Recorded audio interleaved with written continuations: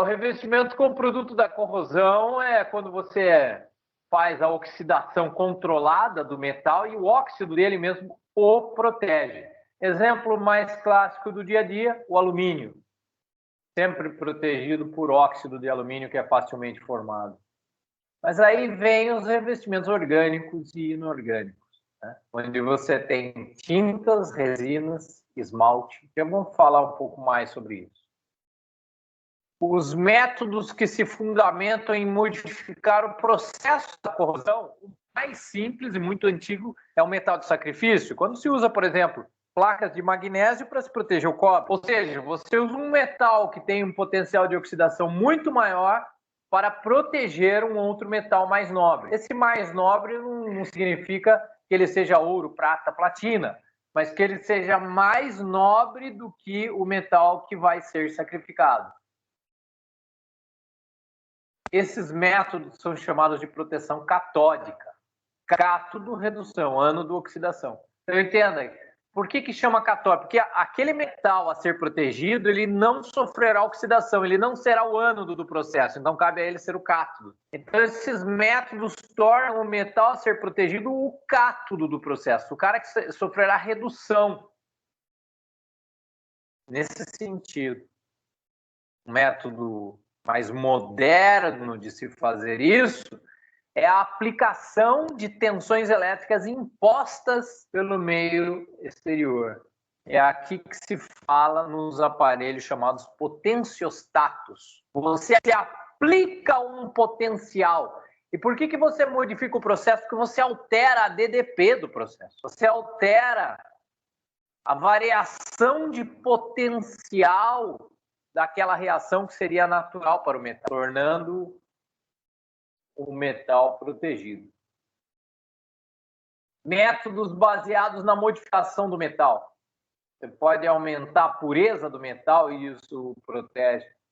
Você pode adicionar elementos fazendo uma liga com aquele metal e essa liga, veja, uma liga é uma mistura homogênea envolvendo mais metais. Quando se fala de outros elementos, basicamente numa liga metálica, falamos de outro metal. Uma liga metálica, ela tem um potencial de oxidação diferente de cada metal separadamente. Então, você, ao invés de ter um metal puro, você trabalhar esse metal, formando uma liga com outro metal, pode dar a ele maior proteção. E, enfim, o tratamento térmico, porque a temperatura a qual o metal for submetido pode modificar sua estrutura e, no final, você ter um metal com um potencial de oxidação diferente.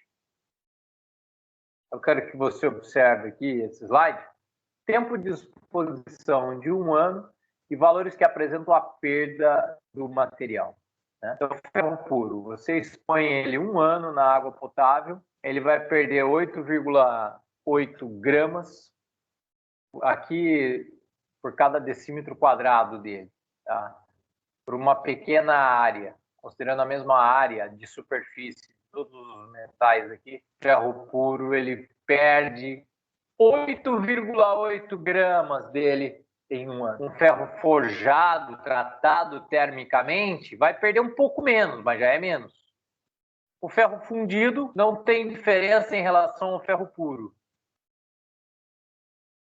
O aço carbono, veja, tem uma perda de 9 gramas para cada decímetro cúbico. Então veja que a pureza do ferro aqui o protege mais do que forjar o ferro.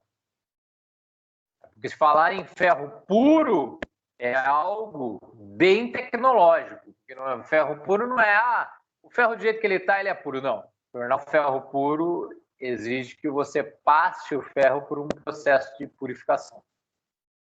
Agora, e se você deixá-lo numa solução que tem 3% de NaCl, o ferro trabalhado para que fique puro, ele perde muito menos.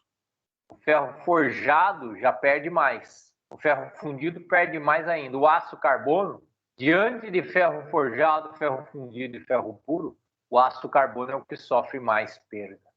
Então, as pesquisas nessa área do conhecimento são profundas e muita coisa que já foi estudada, né? Como se pode tirar a água? Métodos químicos. Adicionar substâncias que consomem O2 sem modificar o pH. Métodos físicos. Se você tira a pressão, aumenta a temperatura. Como se retirar o ar da água, ok? Para que você torne um ambiente aquoso menos corrosivo. Você pode adicionar substâncias que consomem O2, ok? Isso faz com que a sua solução ou a água com que você está lidando, ela se torne um meio menos corrosivo, porque não terá ali a presença do oxigênio. Um método físico de se fazer isso, muito usado, eu utilizei isso muito no mestrado, é borbulhar, por exemplo, gás. O que é um gás inerte? Um gás que não reage, gás nitrogênio. Ele empurra para fora os outros que são indesejáveis, como o oxigênio. Agora, baixar a pressão, tá? Abaixar a pressão ou aumentar a temperatura também são métodos físicos que levam à perda de oxigênio do meio aquoso ou água. O método baseado em inibidores. A adição de substâncias capazes de reduzir a velocidade das reações anódicas e catódicas é esse método. Você tem lá a sua reação anódica e sua reação catódica, que são, no fim das contas, o que leva à corrosão. Se você adicionar uma substância ou mais que reduzam ou impeçam essas reações, é o que chamamos de método baseado em inibidores. Vou dar aqui um exemplo para você, que é bastante comum, tá? Se você jogar uma base sobre o ferro, uma base libera OH-. Esse OH- liberado pela base, veja que aqui teria que ser uma base, numa concentração pequena, para não detonar totalmente o ferro que você quer proteger. Então, esses íons hidróxidos que a base fornece, vão se encontrar com os primeiros íons ferro da oxidação do ferro, que sempre já começou a ocorrer, e vão formar hidróxido de ferro, que é um filme insolúvel e invisível. Esse filmezinho vai proteger agora, a partir de então, o ferro. Mas isso é feito de maneira controlada, veja.